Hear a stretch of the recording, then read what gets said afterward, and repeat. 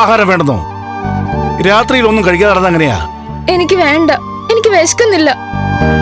ഉച്ചയ്ക്ക് വിളമ്പി വെച്ചതിന്റെ പാതി പോലും കഴിച്ചിട്ടില്ല.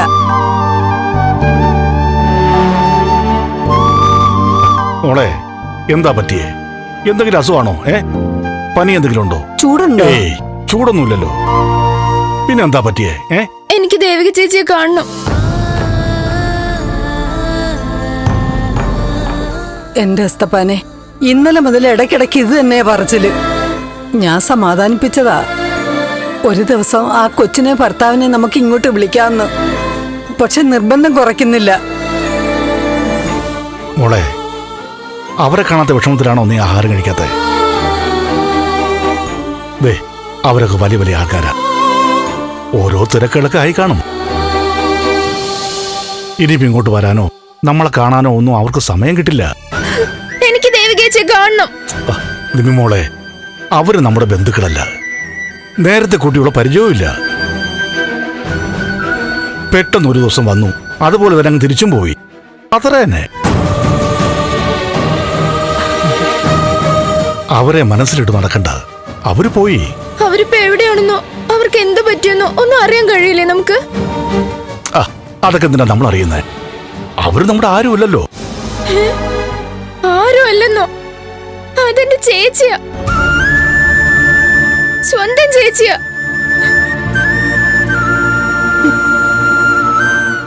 ആ ചേച്ചിക്ക് എന്തോ അപകടം പറ്റിയെന്ന് ഞാൻ സ്വപ്നവും കണ്ടു. എനിക്ക് ദേവികേച്ചിയെ കാണണം. ചേച്ചിയുടെ കാര്യങ്ങളൊക്കെ അറിയണം. നീ ഇങ്ങനെ വാശി പിടിക്കാത്ത മോളെ. അവരവരുടെ വഴിക്ക് പോയി. ഇനി ഒരിക്കലും നമ്മൾ അവരെ കുറിച്ച് അറിയാനോ അവരെ കാണാനോ സാധ്യതയില്ല. അപ്പച്ചൻ എന്താ പറഞ്ഞേ? ഇനി ഒരിക്കലും കാണാൻ പറ്റില്ലെന്നോ? ദേവികേച്ചിയെ കുറിച്ച് ഇനിയൊന്നും അറിയാൻ പറ്റില്ലെന്നോ? അങ്ങനെയാണോ അപ്പച്ച പറഞ്ഞത്? ആണോന്ന്? കാണാൻ പറ്റില്ലേ എനിക്ക്? എനിക്കെന്റെ ദേവികേച്ചിയെ കാണാൻ പറ്റില്ലേ?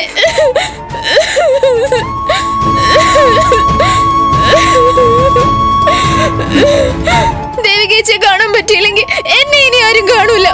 ഞാൻ എങ്ങോട്ടെങ്കിലും പോവാൻ പോവാ. ഞാനൊന്ന് പറയട്ടെ. എനിക്കെന്റെ ദേവികേച്ചിയെ കാണണം.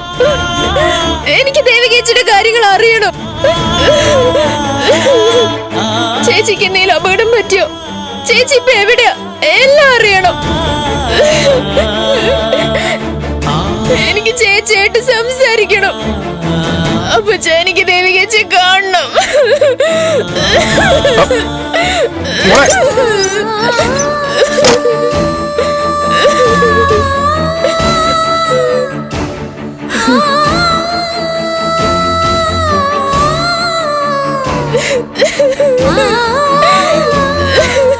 എസ്തപ്പാനെ, നീ ആ MLA വീട്ടിൽ ചെന്നാ കൊച്ചിനെ ഒന്ന് കാണ്. കാര്യങ്ങളൊക്കെ ഒന്ന് അന്വേഷിക്ക്. ഇല്ലെങ്കിൽ ഫോണിൽ കൂടെങ്കിലും ഒന്ന് സംസാരിപ്പിക്ക്. നിമ്മയെ കുറ്റം പറയാൻ പറ്റില്ല. പഴയ നിമ്മയെ ആ കാണുന്ന നിമ്മയൊക്കെ എടുത്തതാ കൊച്ച. ആ സ്നേഹം ഉള്ളിൽ നിന്നങ്ങ് പോവില്ലല്ലോ. നീ ചെല്ല്. നീ ചെന്നാ കൊച്ചിനെയും കിട്ടിയനെയും ഒന്ന് അന്വേഷിക്ക്. പോവില്ലേ എസ്തപ്പാനെ?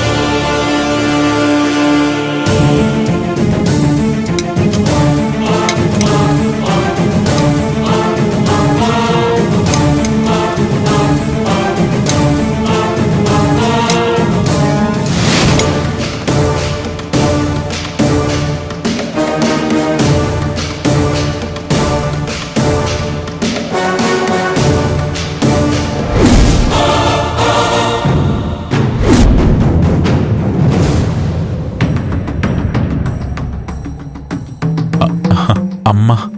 അതെ, അമ്മ തന്നെയാ. എന്താ ഇവിടെ നടക്കുന്നേ?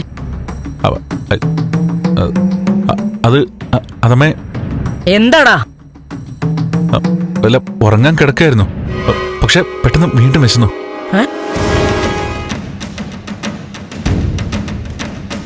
നിക്കടാ, അങ്ങനെ വിശക്കാൻ മാത്രം സമയമായില്ലല്ലോ നീ ആഹാരം കഴിച്ചിട്ട്.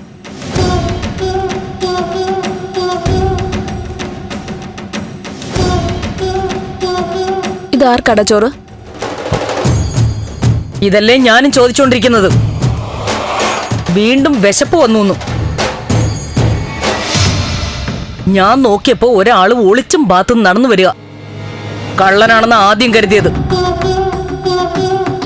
അത് ആരെയും ഉണർത്തണ്ടെന്ന് കരുതി അതാ ശബ്ദം ഉണ്ടാക്കാതെ വന്നേ. ഭക്ഷണം കഴിക്കുന്നോണ്ട് കുഴപ്പമില്ല, പക്ഷേ നീ ആഹാരം കഴിച്ചിട്ട് അധിക സമയമായില്ലല്ലോ. അതാ ഞാനും ചോദിച്ചത്. സാധാരണ കുറച്ച് ഭക്ഷണമല്ലേ നീ കഴിക്കാറുള്ളൂ, ഇപ്പൊ എന്തിനാ ഈ ചോറ്?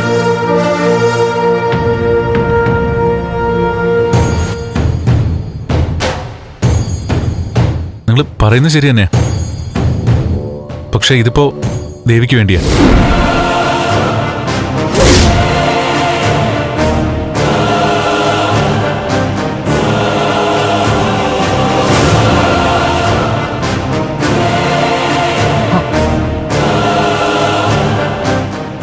ദേവിക്കോ?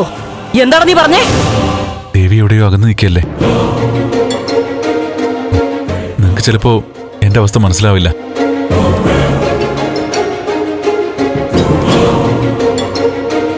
അവൾ ആരെങ്കിലും കൊന്നിട്ടുണ്ടോ എന്നതൊക്കെ വേറെ കാര്യം. എന്നെ സംബന്ധിച്ച് അവളെന്റെ ഭാര്യ.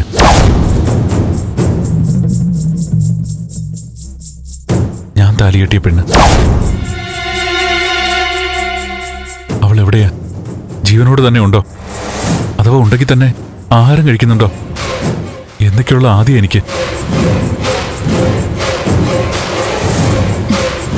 നിനക്ക് എന്താടാ പറ്റിയേ? ദേ, ഇതാണ് ചോദ്യം. എനിക്കെന്താ പറ്റിയെന്ന് എനിക്ക് തന്നെ അറിയില്ല ചേച്ചി.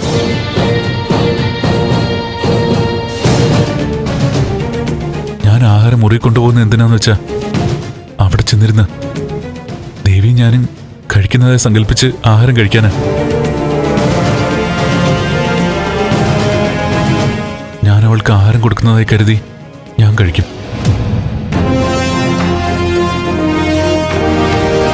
അതെന്റെ സമാധാനത്തിന് വേണ്ടിയാ. അവൾ എവിടെയോ ഉണ്ടെന്ന് ഉറപ്പിക്കാൻ വേണ്ടിയാ. പ്രഭ, ഈ ഒരു അവസ്ഥയിൽ അവൻ അങ്ങനെ ചെയ്തോട്ടെ. അവൻ മുറി പോയിരുന്ന് കഴിക്കണമെങ്കിൽ അവൻ കഴിച്ചോട്ടെ. നീ റൂമിൽ പോയിരുന്ന് കഴിയടാ. എന്തായാലും അവളെ മറക്കാൻ വയ്യല്ലേ? അവൾ എവിടെയോ മറഞ്ഞിരിക്കുന്നുണ്ട്, പക്ഷെ നിനക്ക് അവളെ സങ്കല്പിച്ച് ഊട്ടണം.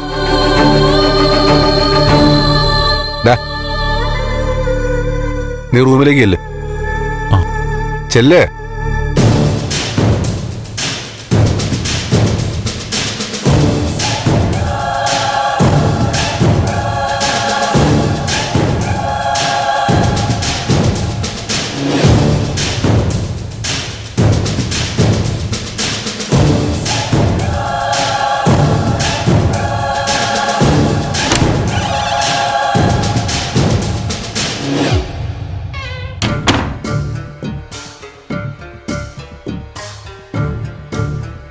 സിദ്ധു, ഞാൻ പറഞ്ഞില്ലേ ഇവനൊരു കൗൺസിലിംഗ് വേണം. അവന്റെ രീതികളാകെ മാറി തുടങ്ങിയിരിക്കുന്നു. ചില സമയത്ത് വിഷമിച്ചിരിക്കും, പിന്നെ സന്തോഷിക്കും. ഇപ്പതാ അവൾ കാണുന്ന സങ്കല്പിച്ച് ആഹാരം കഴിക്കുന്നു. ഇന്നത്തേക്ക് കൂടി എന്തോ ആയിക്കോട്ടെ. ഏതായാലും ഞാൻ പറഞ്ഞല്ലോ, നാളെ മുതൽ ഈ വീട്ടിലെ എല്ലാ കാര്യങ്ങളും ഞാനായിരിക്കും തീരുമാനിക്കുന്നത്. നിങ്ങൾ എന്നെ ബഹുമാനിച്ചു തുടങ്ങും.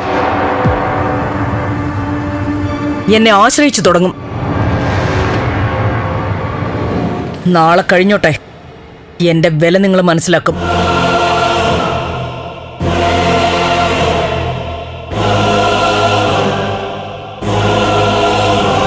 അച്ഛ, നന്ദനത് എന്താ പറ്റിയേ? അവനൊന്നും പറ്റിയില്ല. അവന്റെ അവസ്ഥ മോക്ക് മനസ്സിലാവില്ല. മോള് പോയി കിടന്ന് ഉറങ്ങാൻ നോക്ക്.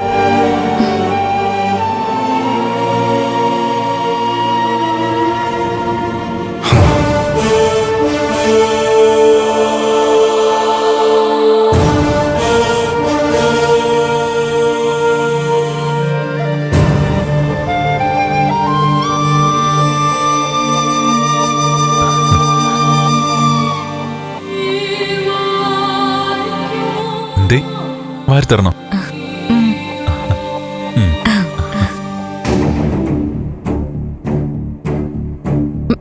നന്ദ, എടാ നന്ദ, വാതിൽ തുറക്കടാ. പൊക്കോ. നന്ദ, എടാ തുറക്കടാ. നന്ദ, എന്താ ചേച്ചി? നേരത്തെ നമ്മൾ ഒരുമിച്ചിരുന്ന് ഭക്ഷണം കഴിച്ചു. ദേവികയെ സങ്കല്പിച്ച് കഴിക്കാന്ന് പറഞ്ഞു കൊണ്ടുവന്ന ഫുഡ് നീ എന്ത് ചെയ്യാൻ പോവോ? പറയടാ, ആ ഫുഡ് നീ എന്ത് ചെയ്യും? അത് ഞാൻ കഴിക്കും. നീ കഴിക്കില്ല. അങ്ങനെ രാത്രി ഒരുപാട് ആഹാരം കഴിക്കുന്ന ആളല്ല നീ. ചേച്ചി, എനിക്ക് വിശക്കുന്നുണ്ട്, ഞാൻ കഴിക്കും. ആ, എന്നാ നീ കഴിക്കും, ഞാൻ കാണട്ടെ. വേണ്ട ചേച്ചി.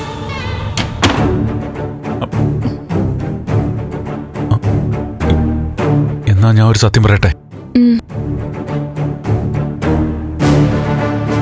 മുമ്പൊരു പ്രാവശ്യം അവിടെ ആഹാരം വെച്ചപ്പോ കുറച്ചു കഴിഞ്ഞ് അതിലൊന്നും കണ്ടില്ല. അതെ ചേച്ചി. സത്യമാണോടാ നീ പറയുന്നേ? ആ, എന്ത് സംഭവിച്ചെന്നറിയില്ല.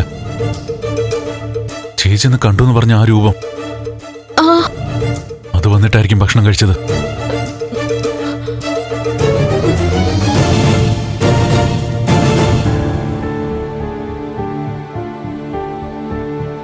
മീരയുടെ ആത്മാവായിരിക്കും ചേച്ചി അന്ന് വന്നത്. അത് തിരിച്ചു പോയിട്ടുണ്ടാവോ? എന്തൊക്കെയാണോ ഈ വീട്ടിൽ നടക്കുന്നത്? അയ്യോ, ഒരു ചെലങ്കയുടെ ശബ്ദമല്ലേ കേട്ടത്?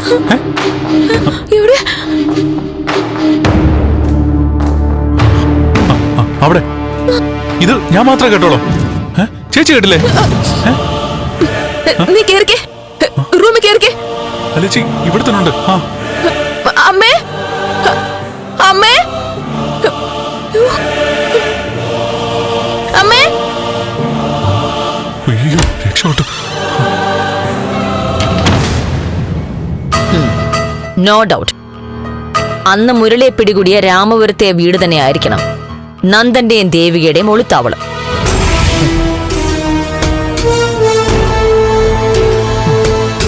ദേവിക എവിടെയാണെന്ന് എസ്തപ്പാന് നല്ല കൃത്യമായിട്ട് അറിയാം. നന്ദനെയും ദേവികയും എസ്തപ്പാനാവും ഒളിവിൽ താമസിക്കാൻ ഒത്താശ ചെയ്ത് കൊടുത്തിട്ടുണ്ടാവുക. പക്ഷേ എസ്തപ്പാന്റെ വീട് സെർച്ച് ചെയ്തപ്പോ ഒരു സൂചനയും കിട്ടിയില്ലല്ലോ മാഡം. എസ്തപ്പാൻ വളരെ ഷാർപ്പായ ഒരു ക്രിമിനലാ.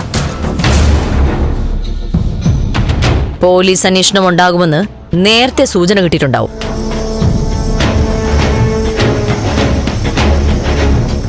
മർദ്ദിച്ച് കുറ്റം തെളിയിക്കാൻ പറ്റില്ലല്ലോ. എസ്തപ്പാന് ഒരു കൊലപാതകത്തിൽ ശിക്ഷ കിട്ടിയിട്ടുണ്ട്. പക്ഷേ അതിനുശേഷം എസ്തപ്പാൻ ചെയ്ത 2 കൊലപാതകങ്ങളിലും അയാൾക്കെതിരെ കേസ് ചാർജ് ചെയ്യാൻ പോലീസിനെ കൊണ്ട് സാധിച്ചില്ല. എന്തുകൊണ്ടാ മാഡം എസ്തപ്പാനെതിരെ കേസ് ചാർജ് ചെയ്യാൻ പറ്റാതെ? എസ്തപ്പാന്റെ മകളെ ദ്രോഹിച്ച 2 പേരാണ് ദുരൂഹ സാഹചര്യത്തിൽ മരണപ്പെട്ടത്. പക്ഷേ എസ്തപ്പാനെതിരെ തെളിവൊന്നും കിട്ടിയതുമില്ല. അന്വേഷണത്തിൽ നിന്നും കൃത്യമായി ഒഴിഞ്ഞു മാറി നിൽക്കാൻ ഉറപ്പായും അയാൾക്കൊരു പോലീസ് ഓഫീസറുടെ ഉപദേശം കിട്ടിയിട്ടുണ്ടാവും എന്നുള്ളതാണ് ഡിപ്പാർട്ട്മെന്റിനുള്ളിലെ സംസാരം. അതാരാ മാഡം എസ്തപ്പാന് ഉപദേശം കൊടുക്കുന്ന പോലീസ് ഓഫീസർ? അതൊക്കെ പഴയ കഥയല്ലേ. നമുക്കിപ്പോ വേണ്ടത് എസ്തപ്പാന്റെ ചരിത്രമല്ല, ദേവികയിലേക്കുള്ള വഴി എസ്തപ്പാനിലൂടെ ആവണം.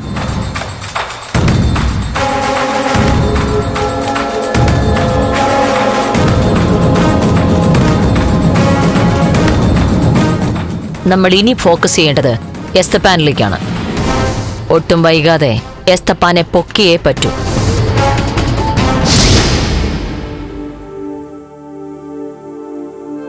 അച്ഛാ,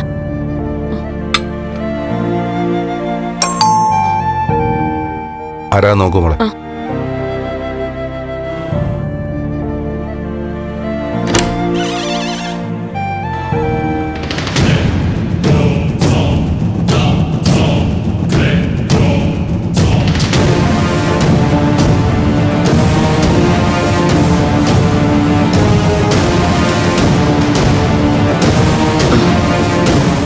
ആരാ? എനിക്ക് നന്ദൻ സാറിനെ ഒന്ന് കാണണം. ബലരാമൻ അങ്കിൾ പറഞ്ഞയച്ച ആരെങ്കിലും ആണോ? ഈശ്വര, ആരാ നിങ്ങള്? നിങ്ങളെന്തിനാ നന്ദനെ കാണുന്നേ? മോള് നന്ദൻ സാറിനെ ഒന്ന് വിളിക്കേ. സാറിന് എന്നെ അറിയാം. അവിടെ നിക്ക്, അവിടെ നിന്നാ മതി. ഞാൻ പോയി വിളിച്ചിട്ട് വരാം.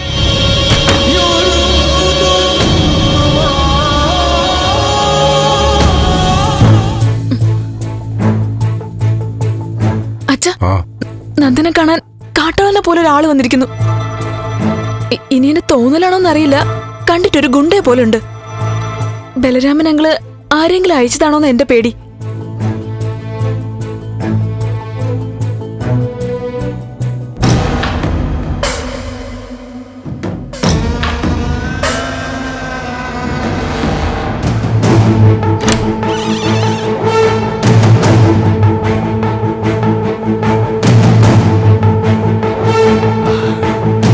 നമസ്കാരം സാറേ. നമസ്കാരം. ആരാണ്? എന്റെ പേര് എസ്തപ്പാൻ. താമസിക്കുന്നത് രാമപുരത്താ.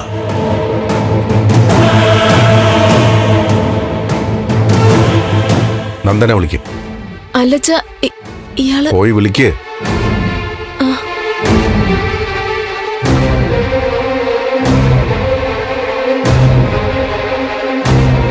നന്ദൻ 2 ദിവസം താമസിച്ചത്? അതെ, ആ എസ്തപ്പാൻ തന്നെ. ദേവിക മോള്. ആ, എസ്തപ്പാൻ വാ. അയ്യോ വേണ്ട സാറേ, ഞാനിവിടെ നിന്നോളാം. നന്ദൻ സാറ് വരട്ടെ. ആ, വാ എസ്തപ്പാനെ.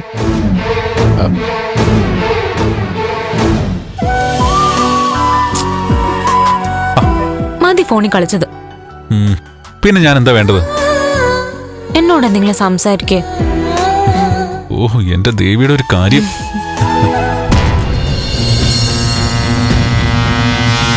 നന്ദ, നന്ദ, എടാ നന്ദ.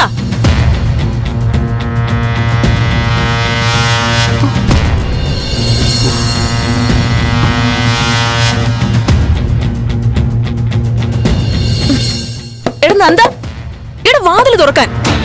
എടാ